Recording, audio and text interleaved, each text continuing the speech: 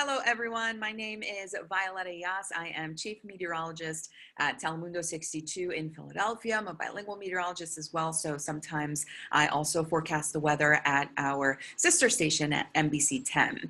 I'm also here representing AMS's newly formed Committee for Hispanic and Latinx Advancement. It's a new initiative that we are very, very excited about, so I wanted to thank you all so much for attending this bilingual session. As you'll be learning about today, or perhaps you are already familiar with it, we face some really unique challenges in educating our community, our Spanish-speaking community, so that's what we're going to be talking about today. My colleagues and I, you can see all of their names up on that first slide of the presentation, have been working very hard this year, not only to get the committee off of the ground, but also to hit the ground running and producing these Spanish language resources for National Lightning Safety Week. So one of the first questions you might have is, well, why lightning, right? There is no shortage of dangerous weather in the United States. There are no shortage of weather risks either, but one of the things we really wanted to focus on when doing this was creating meaningful change.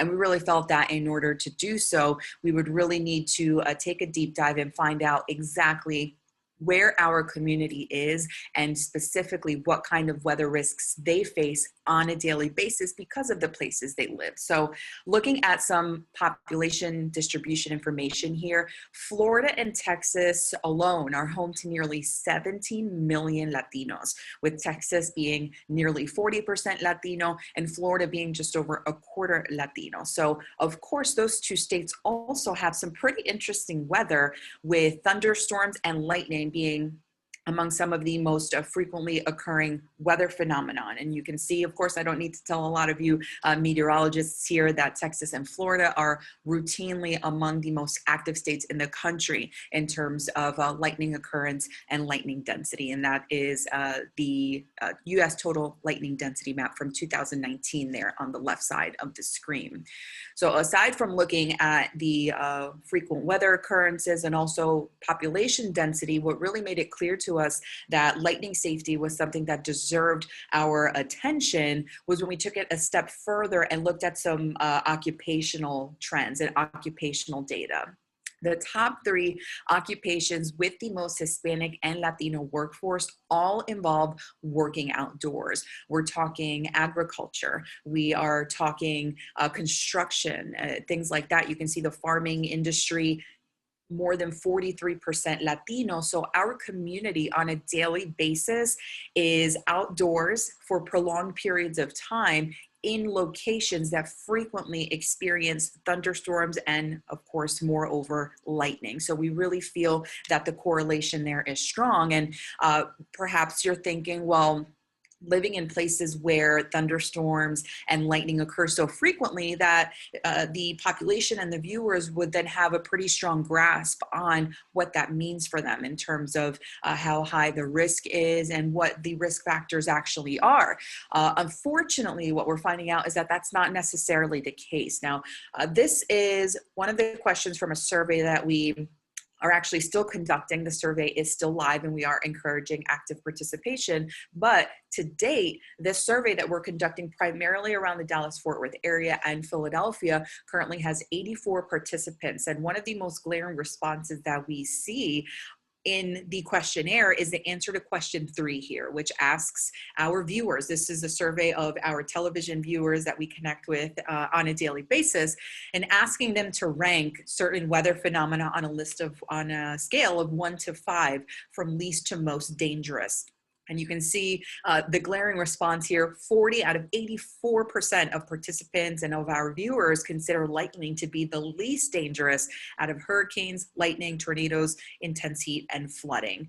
Despite the fact that we are seeing these trends that really show that Hispanics and Latinos are disproportionately affected by thunderstorms and, of course, in turn, lightning. So there is a clear discrepancy there and a disparity in the information that we're seeing and the data we're seeing in terms of impact and how the public and how our viewers are perceiving that risk. So in step, the National Lightning Safety Council, which has been doing amazing work, not only domestically, but internationally as well, in raising awareness and safety education for this very important topic. We felt this was such a natural partnership, especially with them having coined the phrase "when thunder roars, go indoors," which for us as broadcast meteorologists, we use all the time and has been extremely useful, especially when you're looking at addressing English-speaking communities. One thing that I found really interesting was that the NLSC really took an interest in this issue independent of us forming the Committee for Hispanic and Latinx Advancement, or CHALA, by attending this same symposium and this same portion of AMS last year. So I really can't stress enough the importance to the Spanish-speaking community of non-Spanish speakers making an effort to understand these issues and understand the unique challenges that are faced in reaching this particular segment of the population, despite Spanish being the second largest spoken language globally. So one of the things that the NLSC was able to help us with immediately was in getting some of the most recent and current lightning data. Here you're saying all of the lightning fatality reports to date for 2020. A lot of information there, and this actually isn't even all of it, but I pulled the state here. You can see the age, the gender, the activity at the time of the incident, and also the victim. Now, I'm gonna gray out some notable things that we're seeing here from the most recent data. You can see in the state column, Florida and Texas are very prevalent. You can see in the activity column, lawn care, construction, roofing, weed whacking, very prevalent. And then unfortunately in the victim column, a lot of Hispanic last names. So what we were able to take away from this information from just this year alone, 35% of the deaths so far have occurred in either Texas or Florida. That's 6 out of 17. 41% of the victims are of Hispanic descent. And we actually think it's possible it could be as high as 9, although we haven't been able to verify that up to the moment. 2 additional names that we suspect could possibly also be Hispanic. 41% of the activities being carried out at the time of the lightning strike, lawn care and construction. So, you know, we feel there is a really strong correlation here that this is something that needs more attention, that needs our attention, and needs more education and resources as well. So, of course, the phrase lost in translation exists for a reason, and it's not always that simple. So for a little more on that, I'm going to pass it over to my colleague, Joseph Trujillo. Thank you so much, Violeta. In terms of creating effective risk communication in the Spanish language, we have to undergo additional challenges than what we already experience with English-speaking populations. In an upcoming publication with myself and colleagues in the Bulletin of the American Meteorological Society, we identified 3 main challenges that we have to undergo to make sure that the Spanish-speaking community not only understands, but also is able to immerse in our risk communication. The first relates to risk literacy. And the best way I like to describe this is just thinking about how diverse Latin America is. Here in the United States, we classify everyone under one umbrella, Hispanic or Latino, especially in census data. But when we consider all the different countries that make up Latin America, we come from different backgrounds. And sometimes we might not necessarily experience the hazards that we do here in the United States. For example, I'm from Lima, Peru, and we mainly experience earthquakes in our given area. Places like Puerto Rico experience hurricanes during hurricane season. So when we immigrate to the United States, we might not be as familiar with thunderstorms, tornadoes, hail, lightning, you name it. And that's what I mean by risk literacy, that despite us knowing what these words mean, we might not necessarily know the implications of them, since our culture did not push it on us as much as American culture really values severe weather and meteorology in general. The second relates to Spanish dialects or regional varieties of our language. The graphic on the right-hand side of your screen illustrates different ways to say thunderstorm in Spanish.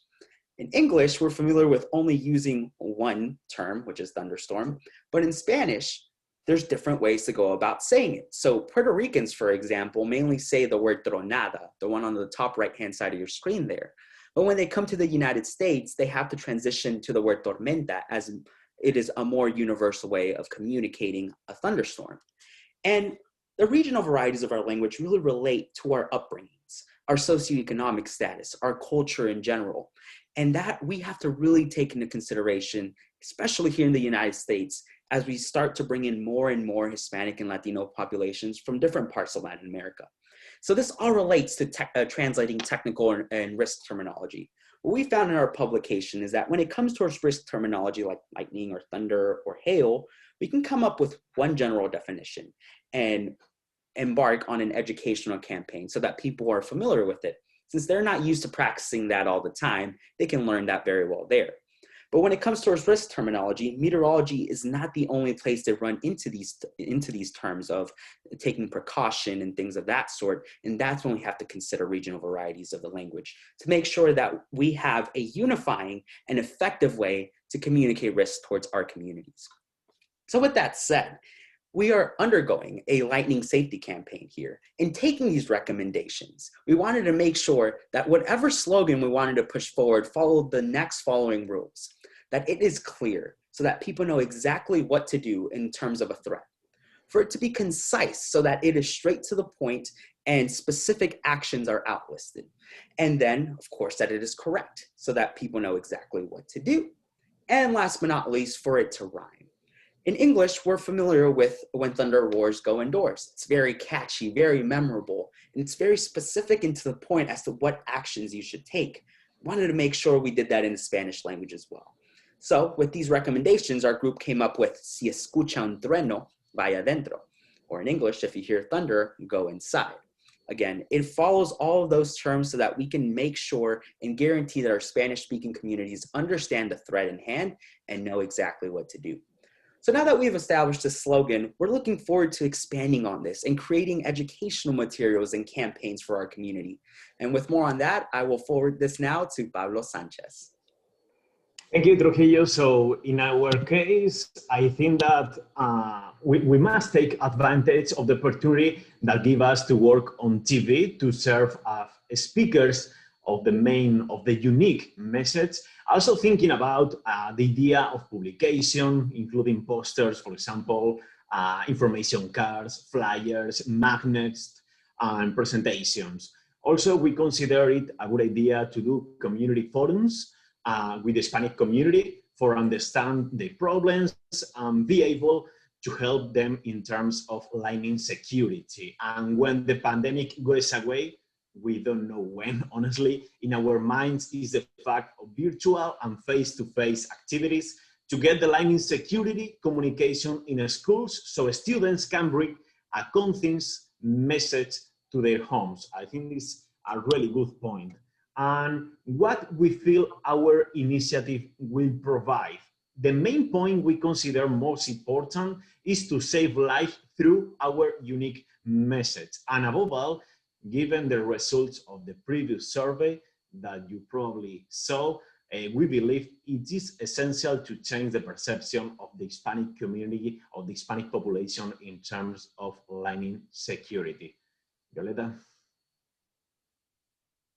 Thank you, Pablo. And yeah, that's going to do it for us. We're really thankful for you tuning into this presentation. We are extremely excited not only about our newly formed committee that is going to not only address issues like these, but of course, additional issues as time goes on. But we hope, especially you broadcast meteorologists out there, that you will join us for National Lightning Safety Awareness Week. That's going to be June 21st through the 26th, as well as International Lightning Safety Day on June 28th. So if you visit the website there that is linked at the bottom of the screen, lightningsafetycouncil.org, especially in the weeks leading up to Lightning Safety Awareness Week, you will be able to access all of the material that we have been working on and will continue to work on for the next couple of months.